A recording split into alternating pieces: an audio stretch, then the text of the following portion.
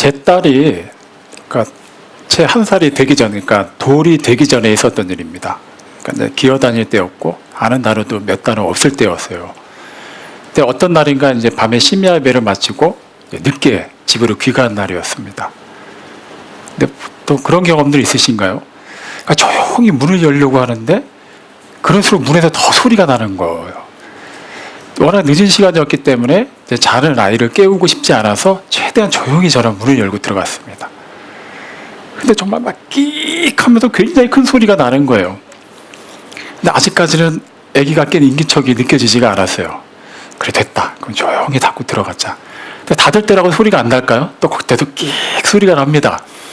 그리고 이제 현관에 들어가면은 그 센서 등이 있어서 이렇게 사람이 이렇게 왔다 갔다 하면 불이 이렇게 딱 켜지는 게 있는데, 그나따라 그 빛이 왜 그렇게 태양처럼 밝게 빛나던지, 그 당시 살던 집의 센서 등이 이렇게 잘 작동을 하지 않았어요. 어떤 때는 잘 되지 않은 때도 있었고 되는 때도 있었는데 그 새벽 시간에 굉장히 밝게 빛을 발했습니다. 그래서 어쨌거나 아직까지는 애가 깬 것 같지가 않았어요. 그래서 조용히 구두를 벗고 딱 집안에 발을 들여놓는데 어디선가 탁탁탁탁 소리가 나더니 아이가 막 기어서 나오는 거예요. 근데 그 빛 때문에 이제 눈이 부시니까 이제 잠에서 깨서 눈도 제대로 뜨지 못하고 저를 이렇게 바라보더니 씩 웃으면서 자신 있게 구사하는 단어 중에 하나를 저에게 이제 구사했습니다. 그 단어가 뭐였을까요? 네, 아빠였습니다. 저는 그때 감동을 잊을 수가 없습니다. 아마 자녀를 키워보신 분들이라면 다 이 말에 공감을 하실 겁니다. 그날은 정확히 기억은 안 납니다만 교회에 뭔가 일이 많이 있었던 날이에요. 물론 몸도 많이 피곤했지만 또 이렇게 부목사로서 그 당시에 뭐 이렇게 수습해야 되는 많은 일들이 있었는데 저도 그날 늦게까지 기도를 하면서도 뭔가 이렇게 해결되는 느낌을 받지 못하고 약간 지친 몸과 마음으로 집에 들어왔습니다. 하지만 저를 향해서 뭐 아버지 오늘 얼마나 힘드셨어요? 피곤하시죠? 좀 쉬세요. 이렇게 얘기한 것도 아니에요. 그냥 단지 그냥 아빠라고 불러준 그 작은 아이의 그 음성만으로 저에게 큰 위로가 됐음을 저는 기억합니다. 단지 그 아이는 저를 아빠로 알아보고 인정한 것뿐이에요. 더 이상 그 아이 수준에서 해줄 수 있는 건 없었습니다. 하지만 저는 굉장히 큰 위로를 받았음을 기억을 합니다. 자, 이와 같이 우리는 정말 친밀하고 인격적인 관계에 놓여있는 누군가와 이렇게 대화를 할 때, 소통을 할 때 이런 작은 거에서부터 감동을 주거나 감동을 받는 경우가 종종 있습니다. 전혀 우리와 상관이 없는 사람들하고는 그런 교감이 쉽진 않아요. 근데 분명히 상대방을 알고 또한 상대방도 나를 알기 때문에 그 한마디 말로도 큰 위로가 될 때가 있고 같이 기쁨을 공유할 수 있는 그런 상황이 자주 있죠. 우리는 하나님을 아버지라고 부르는 사람들입니다. 아빠, 아버지라고 부를 수 있는 사람들이에요. 그 말은 우리 또한 하나님이 어떤 분인지를 알기 때문에 그렇게 부른다는 겁니다. 전혀 나와 상관도 없는 분한테 우리가 아버지라고 부를 이유는 없어요. 일전에 그 초등학교 끝나는 시간에 또 이렇게 이것도 딸 얘기인데 딸을 데리러 갔다가 그 학교 앞에 이렇게 분식집 같은 데서 떡볶이 같은 거를 먹고 싶다는 거예요. 마침 돈이 있어서 이제 사주겠다고 했는데 우리 차례가 될 때까지 기다리고 있는데 어떤 남자애가 저한테 되게 자연스럽게 오더니 아저씨 저도 사주세요 이러는 거예요. 처음에는 제 딸과 같은 반 친구이거나 혹시 제가 잘 모르는데 뭐 저희 동네에서 같이 사는 아이인데 제가 몰라보는 건가 이렇게 생각을 했어요. 근데 보니까 일단은 저는 전혀 기억이 없는 아이입니다. 그리고 딸한테 슬쩍 물어봤어요. 아는 애요? 몰라요 그러는 거예요. 근데 더 웃긴 거는 그 아이는 그 아이를 데리러 온 엄마가 그 옆에서 다른 엄마랑 얘기를 하고 있었어요. 그러니까 이미 그 아이의 보호자도 옆에 있었습니다. 그러니까 정말 아이가 보호자도 없고 굉장히 힘든 상황에서 굶주린 상태에서 저한테 부탁을 하는 거라면 얘기가 달라지지만 엄연히 그 아이에게는 엄마가 있어요. 저와는 상관이 없는 아이입니다. 그렇기 때문에 저는 그 아이의 그런 요구에 대해서 그다지 이렇게 민감하게 반응하진 않았어요. 그래서 그냥 엄마한테 얘기해 하고 그냥 이렇게 멋쩍게 넘어갔던 기억이 납니다. 저랑은 관계가 없기 때문이에요. 마찬가지입니다. 우리도 하나님을 아버지라 부를 수 있다는 것은 하나님과 우리가 하나님 아버지와 자녀로서의 관계가 형성이 돼 있음을 의미하는 것이죠. 하나님은 그래서 우리를 오늘날 내가 너를 낳았도다라고까지 말씀하세요. 그분 스스로가 내가 너의 아버지다라고 얘기하십니다. 그 말은 하나님 혼자만 일방적으로 그렇게 정의하신 것이고 우리는 여전히 하나님에 대해서 평가를 해봐야 되고 좀 시간을 투자해서 알아봐야 되고 그런 여러 가지 정의를 복합해본 결과 충분히 아버지라고 믿을 만하면 믿겠습니다라고 그렇게 할 수 있는 게 아니죠.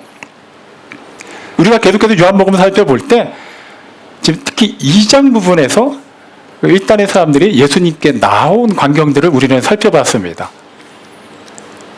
그들은 어쨌거나 예수님의 그 모습을 보고 그분을 멀리하거나 떠난 사람들이 아니에요.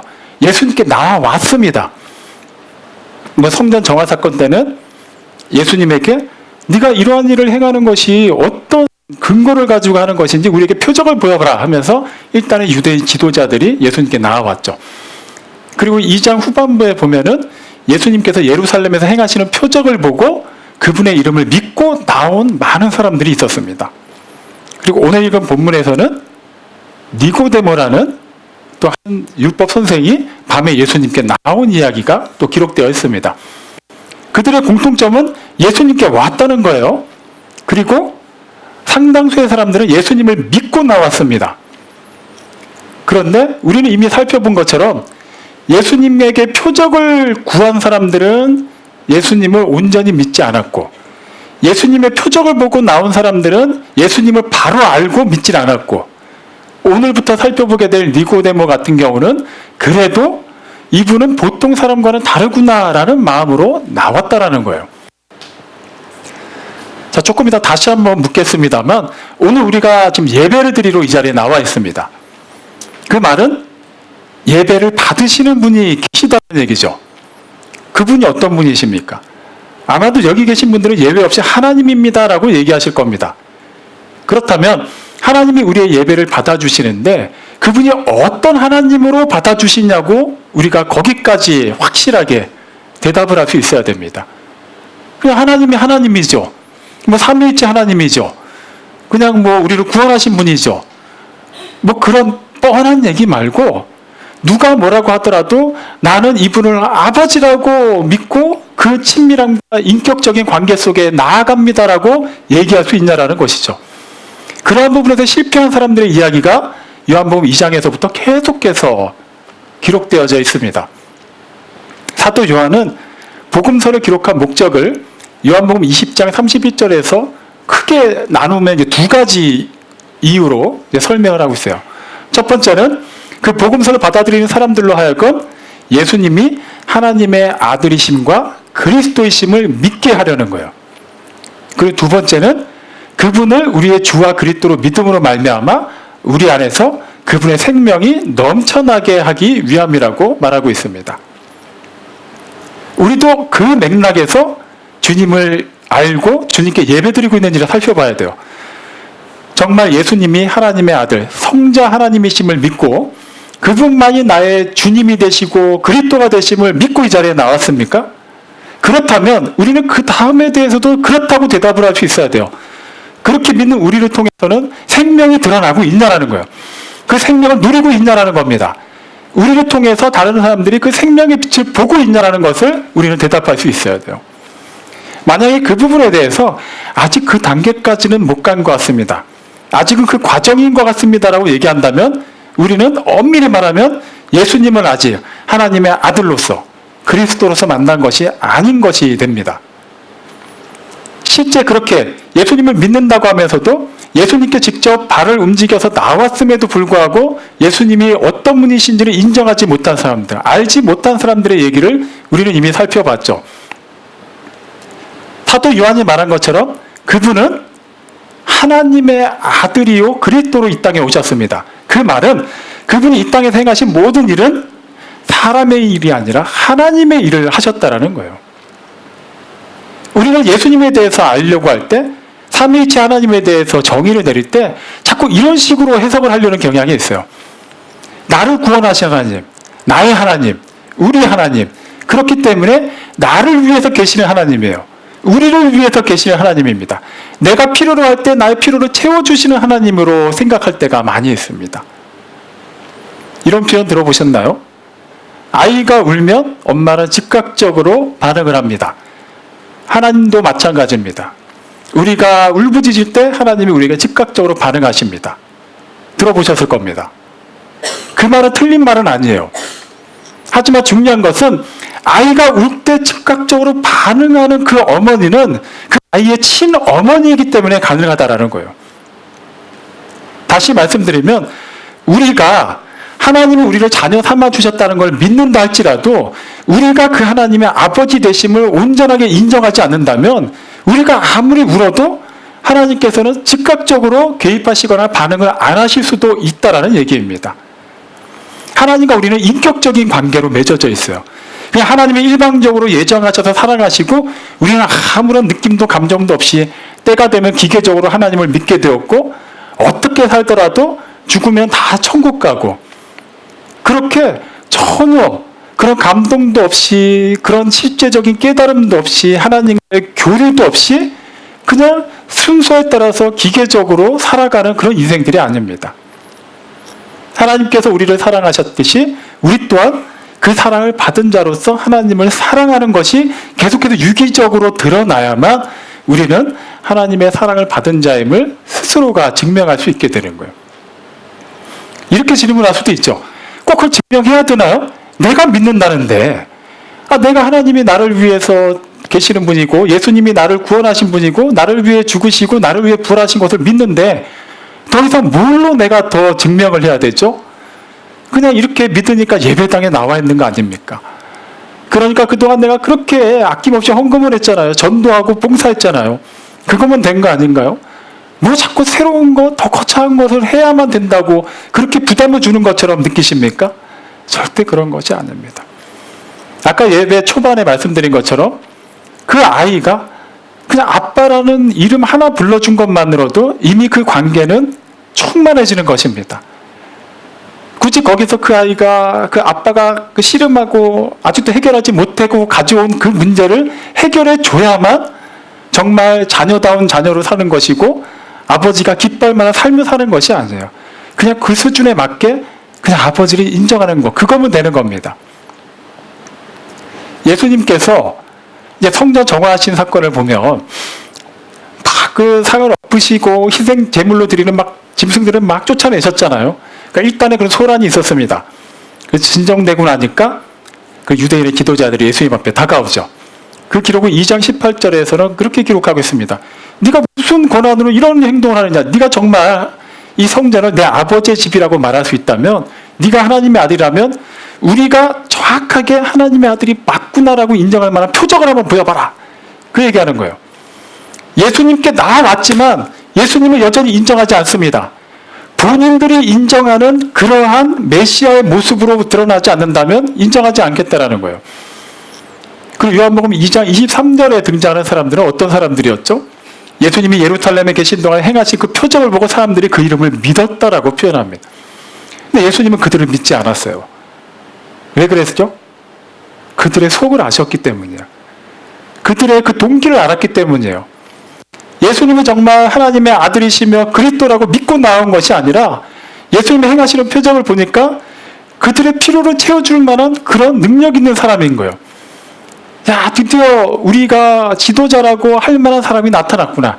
이 사람을 통해서 한번 팔자 한번 고쳐보자. 그런 마음으로 나아갔습니다. 하지만 성경은 그런 사람들이 예수님께 나온 그것도 그들이 예수님의 이름을 믿었다라고 표현합니다. 믿었어요. 우리 입장에서는 믿었잖아요. 뭐가 문제예요?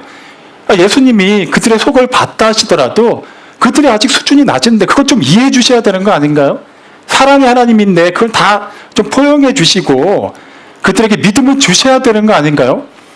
그거는 우리가 생각하는 하나님이에요. 하나님의 그 거룩과 그분의 그 철저하게 어둠과 악으로부터 구별되어 있고 분리되어 있는 속성을 우리는 인정하려고 하지 않아요. 내가 생각할 때 사랑의 하나님은 이렇게 하셔야 되는 거예요. 내가 생각할 때 하나님은 이 상황에서 이렇게 개입을 하시고 이렇게 응답을 하셔야 되는 겁니다. 여전히 그들은 예수님을 몰랐어요. 자, 그런 상황에서 오늘 읽어보면 요한복음 3장 1절에서는 니고데모라는 사람이 등장을 합니다. 근데 3장 1절은 처음에 어떻게 시작하냐면 그런데라고 표현을 해요. 그런데라는 말은 앞의 상황과 반대되는 상황을 이끌 때 쓰는 접속 부사입니다. 다시 말하면 앞에서 등장한 예수님을 하나님의 아들로 인정하지도 않고 예수님을 그리스도로 알지도 못하고 그냥 경솔하게 아니면 감정에 치우쳐서 나아왔던 사람들과는 다른 사람이 등장했다라는 거예요. 그 사람이 바로 니고데모입니다. 근데 니고데모의 고백을 보면 오늘 읽은 본문 3장 2절에서 그도 이렇게 얘기해요. 하나님이 함께 하시지 아니하시면 누구라도 당신과 같이 이런 표적을 행할 수 없습니다라고 얘기해요. 다시 말하면 니고데모도 표적을 보고 나왔어요. 근데 중요한 것은 앞선 사람들은 표적을 보고서 자신들의 이익과 매치를 시키려고 했습니다. 야, 되겠다. 이런 사람이라면 우리 먹여 살릴 수 있겠다. 심상치 않은데 우리 기득권을 침해하는 사람 같은데 어쨌든 그들의 반응은 철저하게 기준이 그들 자신이었어요.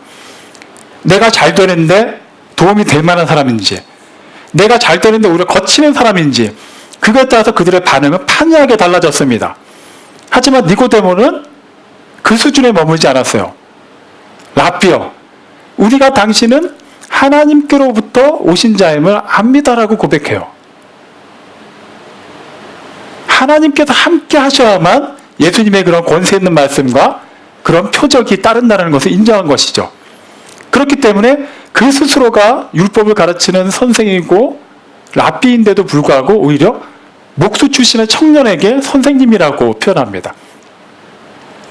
자, 우리가 니고데모의 이런 고백을 조금 더 심도 있게 살펴보려면 그의 배경에 대해서 좀 이해할 필요가 있어요.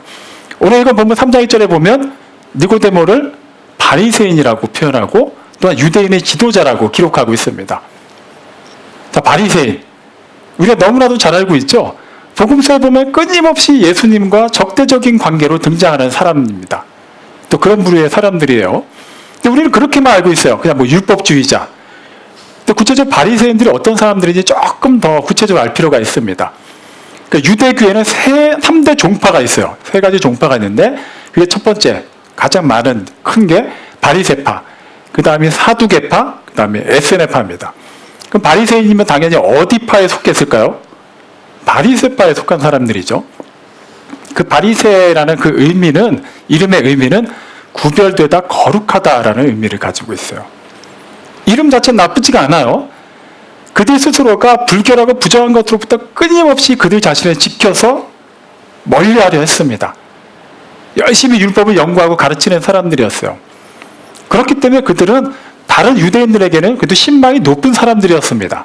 그런데 왜 그렇게 나쁜 이미지가 됐을까요? 그들 스스로가 그 율법을 문자적으로 지켜서 의롭게 된다고 말을 하면서 정작 자신들은 그렇게 하질 않았어요.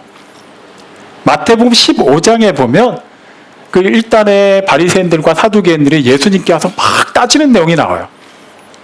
장로들의 전통에 의하면 손을 씻지 않으면 음식을 먹으면 안 되는데 당신의 제자들은 지금 손도 씻지 않고 먹고 있습니다. 그럼 막 따져요. 그러니까 마태복음 15장 3절에서 우리 예수님은 너희가 그 전통으로 정작 하나님의 말씀을 범하고 있다. 하나님의 규례를 범하고 있다라고 얘기하시며 책망하십니다. 여기서 말하는 그 장로의 전통이 뭐냐 하면 그 율법학자들이 율법을 기초로 해서 그때그때 그들의 상황에 맞춰서 재해석을 하는 거예요. 안식일을 지키는 것은 이런 경우로 합시다. 하나님의 이름을 거룩하게 부르는 것은 이런 거라고 칩시다. 살인하지 말라는 것은 이러한 경우에 해당한다고 칩시다라고 자기네들이 막 규칙을 만든 거예요. 그러니까 어쩔 때는 본연의 그 정신을 온데간데 없이 그냥 그 장로들이, 그 대표들이, 율법학자들이 만들어 놓은 그 규칙만, 전통만을 가지고서 본래 하나님의 율법을 더 뛰어넘는다고 여기게 된 거예요. 그러니까 단지 손을 안 씻고 먹은 것을 가지고 비위생적이다고 뭐라고 한 것이 아니라 이것 자체가 벌써 율법을 어긴 겁니다. 의롭지 못한 겁니다. 하나님의 뜻이 아닙니다라고 얘기하고 있는 거예요. 이렇듯 그들은 지나친 형식주의, 권위주의 그런 것에 완전히 찌들어 있었어요. 그러다 보니까 예수님으로부터 어떻게 책망을 받죠? 독사의 자식이라고, 마귀의 자식이라고 얘기합니다. 그들 스스로가 하나님을 믿는 사람들이에요. 하나님의 말씀을 누구보다도 더 치열하게 연구하는 사람들인데 오히려 하나님으로부터 인정을 받지 못합니다. 자, 유대인의 지도자는 어떤 사람들일까요? 통상적으로 사내들인 공회를 얘기합니다. 사내들인이란 그러니까 함께 둘러앉는다라는 의미를 가진 그 공회를 얘기해요. 그러니까 이스라엘의 최고의 의결 통치 기관입니다. 그러니까 모세가 장로회를 만든 것을 이제 기원으로 해서 이제 70명, 그러니까 대제사장이 의장이기 때문에 이제 총 71명으로 구성이 되어 있는데 그 구성원들은 바리새인들, 사두개인들, 서기관들, 장로들이었어요. 그들은 로마의 그런 치하 아래서도 그 정치적인 거랑은 관련 없는 사법이나 입법에 관한 모든 것을 총괄했습니다. 그러니까 우리 식으로 따지면은 뭐 대통령을 중심으로 한 그런 국회라고 보면 되겠죠. 예를 들면 그러니까 그들이 주로 하는 일은 율법을 해석하고 종교 재판을 열고 성전의 치안을 담당하는 일이었어요. 자, 굳이 이렇게 사내들인 공회와 바리새인에 대해서 알아보는 데는 이유가 있습니다. 니고데모가 그런 사람이었거든요. 자, 그렇다면 다시 한번 성전 정화 사건을 한번 가볼게요. 예수님이 막 이렇게, 그러니까 거기에 있는 일단의 사람들 기준으로 얘기하겠습니다. 막 성전을 뒤집어 놓은 거예요. 그들의 기득권을 막 그냥 막 엎어놨습니다. 망신을 준 거예요. 그러니까 잔뜩 화가 났겠죠. 그렇다면 당연히 그 예수님을 제재하기 위해서 어떤 사람들이 예수님께 다가갔을까요? 좀 전에 말씀드린 것처럼 사내들인 공회원들이 갔을 겁니다. 성전의 치안을 담당하고 있기 때문이에요. 그리고 그 공회원들 중에는 바리새인들도 있었을 겁니다. 다시 말하면 바리새인이나 사내들인 공회원이라면 그 날을 기준으로 해서 예수님과 계속해서 적대적인 관계가 유지되었다라는 거예요. 아마 그들 사이에서는 굉장히 분함과 자존심 상함이 있었을 거예요. 알고 보니까 뭐 목수 출신이라는데 자기네들처럼 경력이 화려한 사람도 아닌데 말을 들어보니까 틀린 말이 아닌 거예요. 하지만 그 한 사람을 이기지 못한 것 때문에 막 어떻게 할지를 몰라서 그때부터 어떻게든 책 잡으려고만 하고 있는데 그 상황에 바리새인이면서 유대인의 지도자인 니고데모가 예수님을 찾아갔다? 이 사실이 알려진다면 아마 큰 난리가 났을 것입니다. 그래서 오늘 본문에 보면 니고데모는 밤에 예수님을 찾아왔다고 기록하고 있어요. 뭐 생각하기에 따라서는 조금 소심해 보일 수도 있고 비겁해 보일 수도 있습니다. 아니 다른 사람들처럼 예수님을 자신의 이권과 관련해서 생각하지 않는다면 좀 담대하게 낮에 떳떳하게 갈 수도 있지 않을까? 하지만 어쨌거나 그러한 평가를 받는다 할지라도 니고데모는 예수님을 찾아갔다라는 거예요. 우리는 지금 주님을 예배하기 위해서 이 자리에 나와 있습니다. 물론 주님이, 우리 하나님이 이 자리에만 계시는 분은 아니에요. 그분은 어디에나 어느 시간에나 구애받지 않고 존재하시는 분입니다. 심지어는 우리 각 사람을 성전 삼아서 우리 안에 내주하기도 하세요. 또 초월해서 우리 가운데 좌정하시고 다스리시는 분이십니다. 꼭 이 자리에만 계시는 분은 아니에요. 하지만 우리는 시간을 정하고 몸을 움직여서 이 자리에 나와서 예배를 드리고 있습니다. 이것만 가지고 우리는 기본적인 그리스도인의 의무를 다했다라고 얘기할 수가 있어요. 정말 그럴까요? 예수님을 믿기 때문에 나왔다는 이 행위적인 것만을 가지고 정말 예수님께서 우리를 살펴보셨을 때 정말 너는 나를 믿는구나라고 말씀하실 만한 수준이냐는 것이죠. 그거 갖고 우리가 함부로 지금 판단하지는 않겠습니다. 자, 예수님께서 이 땅에 오셨을 때 그 예수님을 바라보고 세례 요한이 처음 던진 말이 뭐였죠? 그 제자들에게. 보라, 세상 죄를 지고 가는 하나님의 어린 양이로다. 예수님은 하나님의 어린 양이에요. 우리의 어린 양이 아니에요. 근데 그 당시 수많은 사람들은 예수님을 믿는다고 하면서 본인들의 어린 양으로 생각했습니다. 본인들의 필요를 채워주는 사람이에요. 본인들의 기준에 맞지 않으면 얼마든지 가차없이 죽일 수도 있는 사람이었습니다. 본인들의 유익을 채워줄 수 있을 것 같을 때는 막 호산나를 외치면서 우리를 구원해달라고 외쳤지만 본인들의 뜻대로 그분이 움직이지 않는다 여겨지면 가차없이 그를 십자가에 못 박으려 하는 것이 실제 예수님을 믿는다고 고백했던 많은 사람들의 모습입니다. 우리는 어떻게 예수님을 대하고 있죠? 비록 니고데모는 아직 완전히 예수님을 알지 못했어요. 예수님이 하나님과 함께하는 분이라는 것 정도만 알고 나왔지만 우리가 계속해서 요한복음 3장을 살펴볼 때 니고데모가 그렇게 영적으로 깨어있는 사람만이 아니라는 것을 이제 아시게 될 겁니다. 하지만 그는 어쨌거나 나왔다는 거예요. 이분이 정말 하나님이 함께 하시는구나라는 것만 알고 왔다 하더라도 그 자체만으로도 그는 하나님을 더욱더 알기를 원하는 마음으로 몸을 움직여 예수님께 나왔다라는 거예요. 그런데 정작 하나님의 아버지라 부르는 우리는 어떤 마음으로 이 자리에 나왔습니까? 아니, 내가 어쨌거나 하나님 믿으니까 이 자리에 있잖아요. 왜 자꾸 이렇게 불편한 얘기를 하시죠? 이렇게 여길 수도 있어요. 자, 사랑하는 사람을 떠올려 보겠습니다. 너무 사랑해요. 서로 간에 사랑을 합니다. 자, 사랑을 하는데 우리가 그 순간 사랑하니까 이제부터 만나지 맙시다. 더 이상 서로에 대해서 알려고 하지 맙시다. 이렇게 할 수 있을까요? 절대 그렇게 안 합니다. 사랑하기 때문에 더 알고 싶어요. 더 가까이 가고 싶어하고 더 오래 함께 있고 싶어합니다. 하나님이 그렇게 우리를 사랑하셔서 그분 전체를 아예 다 주셨어요. 그리고 우리 또한 하나님을 사랑한다고 고백하고 이렇게 예배자의 삶을 살아가고 있다면 우리 또한 하나님을 알아가기에 힘써야 되는 건 지극히 당연한 일입니다. 그것도 자꾸 뭐 거창한 걸로 생각하지 마세요. 그동안 내가 신앙생활한 게 하나님을 알아가는 과정에서 뭔가 부족했다면 그럼 나는 더 예배를 드려야 되나? 더 기도 시간을 늘려야 되고 더 말씀을 봐야 되고 상황이 어려운데도 헌금을 더 많이 해야 되나? 필요하다면 그렇게 하십시오. 하지만 그것은 핵심이 아닙니다. 우리가 정말 하나님을 더욱더 알 수 있는 방법은 무엇이 있을까요? 그냥 주님은 그분 스스로가 말씀으로 존재하신 분이세요. 그리고 또 기록된 말씀을 우리에게 주셨습니다. 가장 기초적인 거는 그냥 하나님의 말씀을 가까이 하는 것에서부터 시작을 하면 되는 거예요.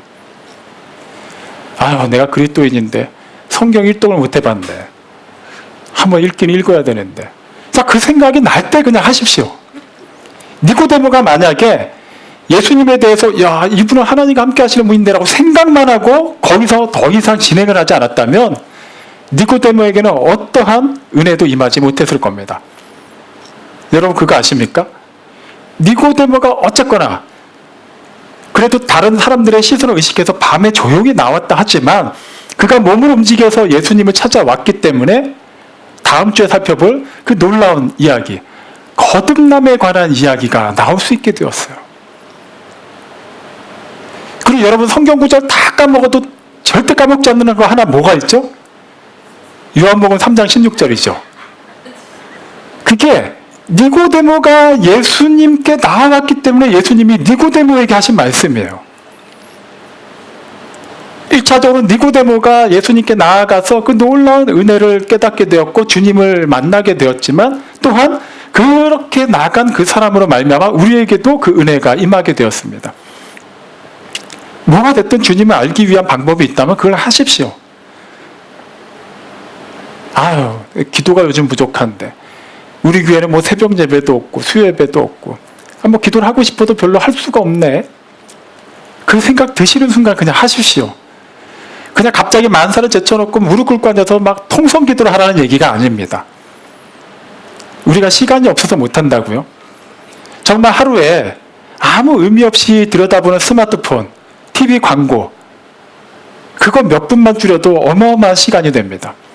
깨어난 직후, 자기 직전 그 시간만 우리가 할애를 해도 얼마든지 지금보다 더 말씀을 보고 기도할 수 있습니다.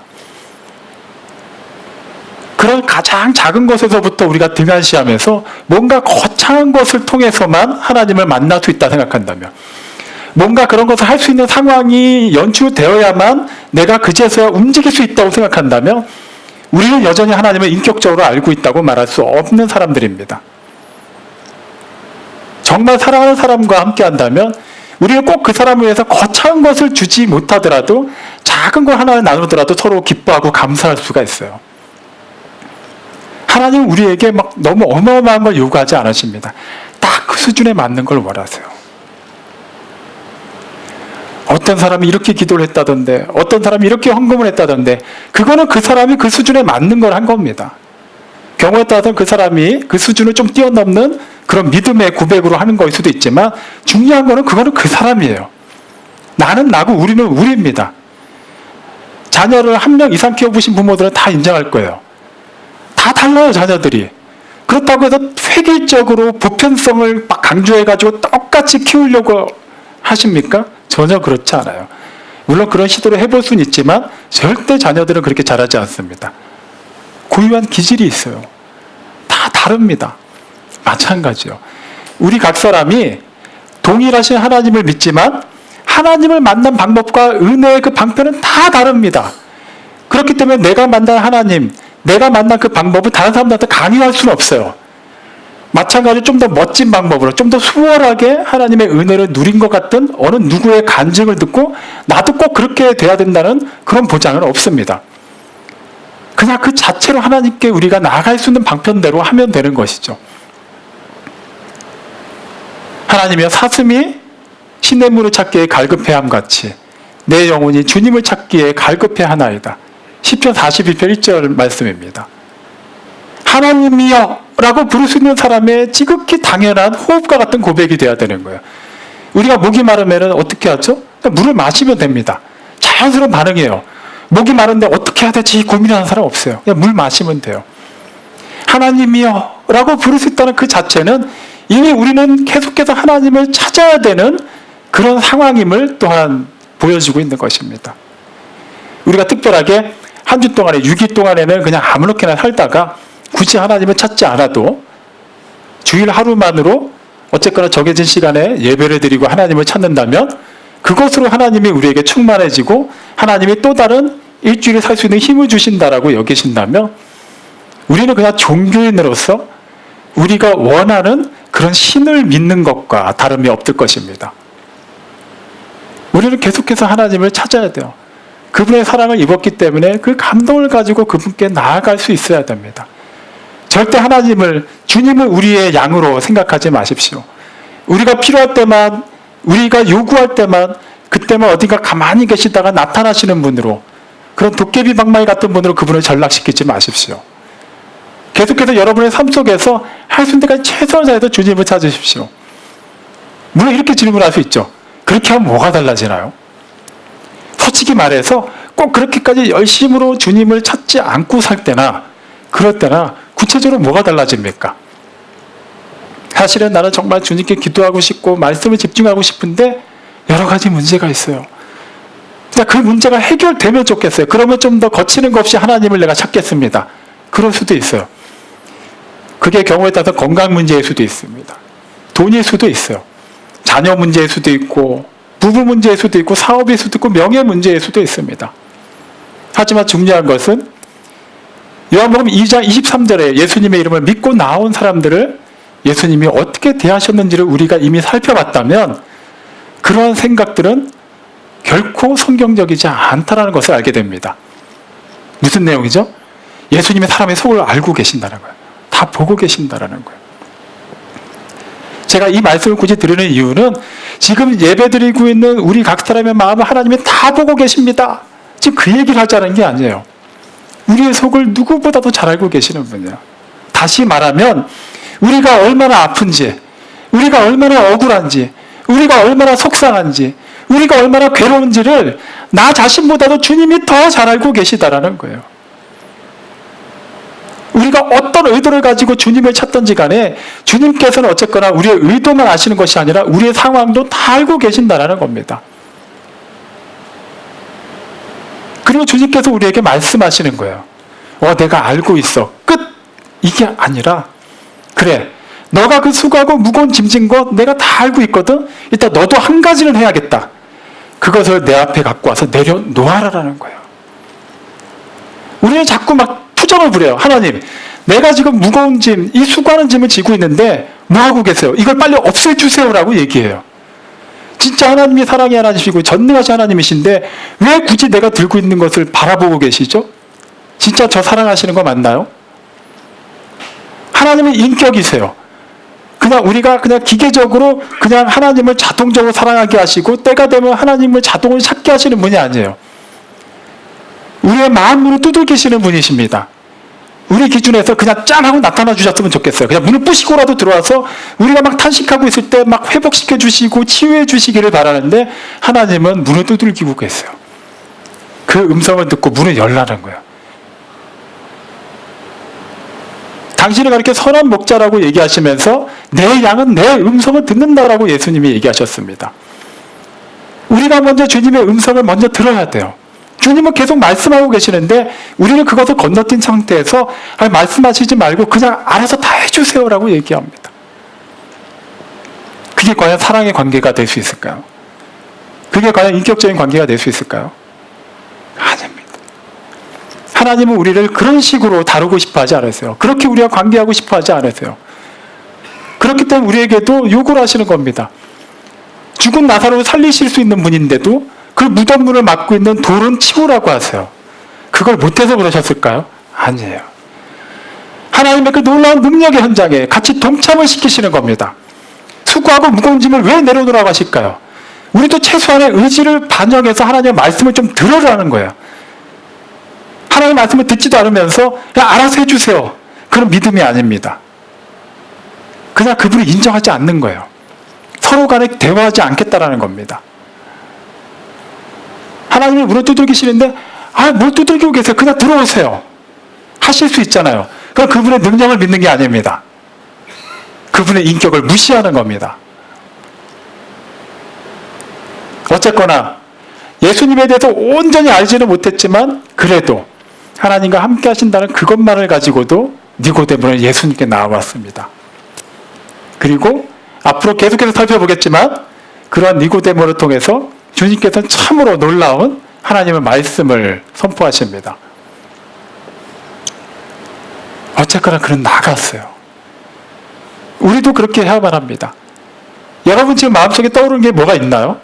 그렇다면 내가 하나님과 좀 더 친밀하기 위해서, 하나님께 좀 더 가까이 나아가기 위해서 내가 해야 될 건 뭐가 있을까? 뭐가 됐든지 그냥 그걸 한번 시작해 보십시오. 설마 하나님께 가까이 나가기 위해서 오늘부터 담배를 피우겠다 이런 사람이 있습니까? 하나님을 좀 더 자극적으로 만나기 위해서 오늘부터 내가 마약을 투여해 보겠다 이런 사람 있나요? 없어요.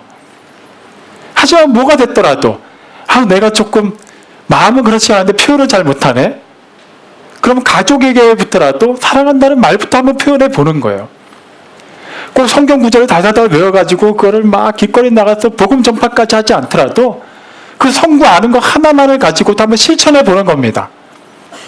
조금 더 한번 양보해 보는 거예요. 하나님께서 우리를 위해서 인간의 몸을 입고 오셔서 그렇게 살아내셨잖아요. 그걸 본으로 보여주셨습니다. 그리고 당신을 따르라고 말씀하셨어요. 오늘 우리에게 이렇게 예배 드릴 수 있는 공간이 주어졌고 함께 예배할 수 있는 믿음의 지체들이 있습니다. 그리고 이 예배당을 떠나면 집에서 또 여러 가지 만남 속에서 많은 사람들을 만나게 될 거예요. 우리가 정말 주님을 만났다면 우리가 만난 그 주님은 우리를 통해서 그 향기가, 그 빛이, 그 맛이 드러나야만 합니다. 그것이 하나님을 만난 사람, 하나님을 찾는 사람, 하나님의 자녀로서 당연하게 드러나는 호흡이 되는 것입니다. 사랑하는 성도 여러분, 하나님을 찾기에 주저하지 마십시오. 할 수만 있다면 더 노력하십시오. 더 내려놓으십시오. 세상을 의식하고 사람을 의식하기 이전에 무엇보다 하나님을 먼저 의식하십시오. 하나님 편에 서서 우리가 온전히 그분의 말씀대로 살아내고자 할 때 하나님께서는 우리에게 베푸셨던, 우리에게 충만하게 임하시고 행하셨던 그 놀라운 일들을 우리를 통하여 이 세상에 아름답게 증거하실 것입니다. 주님의 이름 복된 사역에 능력으로 쓰임받는 모두가 되시기를 주님의 이름으로 축원합니다. 아멘. 하나님 아버지, 우리는 하나님을 아버지라 부릅니다. 예수님을 우리의 주와 그리스도로 믿습니다. 성령님을 보혜사로 영접합니다. 하지만 우리가 이렇게 입술로 믿는다 하는 것들이 실제 우리의 마음속에서는, 우리의 드러난 여러 가지 행위로서는 많이 부족하고 심지어는 정반대의 길을 가고 있을 때도 보게 됩니다. 여전히 우리는 나약하고 여전히 우리는 그 죄의 유전에서 완전히 자유롭지가 못합니다. 그래서 하나님께 나아갑니다. 여전히 해결되지 못한 그 문제를 들고 나아갑니다. 주님의 그 두들기시는 주님의 그 음성에 우리가 반응하여 우리의 문을 열겠습니다. 하나님께서 온전히 거하여 주시옵고 하나님의 성전임에도 불구하고 불결하고 더럽고 추함으로 가득하여 정작 하나님이 계실 수가 없는 그런 연약한 상태로 내버려 두지 마시옵고 주님의 약속하신 보혜사 성령으로 임하여 주시어서 우리 안에 그 더럽고 추한 것들을 도말하시며 하나님의 그 은혜와 능력과 구원의 빛으로 채워 주옵소서. 우리가 작정하여 하나님을 더욱더 찾겠습니다. 하나님을 만나기를 원하며 이미 만나주고 계심에도 우리의 시선을 다른 곳에 고정하였던 것을 이젠 되돌리겠습니다. 되레게 하나님만을 바라며 하나님만을 의지하며 하나님께서 우리 각자에게 허락하신 그 믿음의 삶을 살아내겠습니다. 하나님 도와주옵소서. 이 예배를 통하여서 이 예배 이후에 이루어지는 모든 우리의 삶을 통하여서 하나님만이 우리의 전부가 되어주시고 우리의 모든 것을 통하여 주님 역사하여 주옵소서. 모든 영광 주님께 올려드리옵고 감사드리며 예수님의 이름으로 기도드렸습니다. 아멘.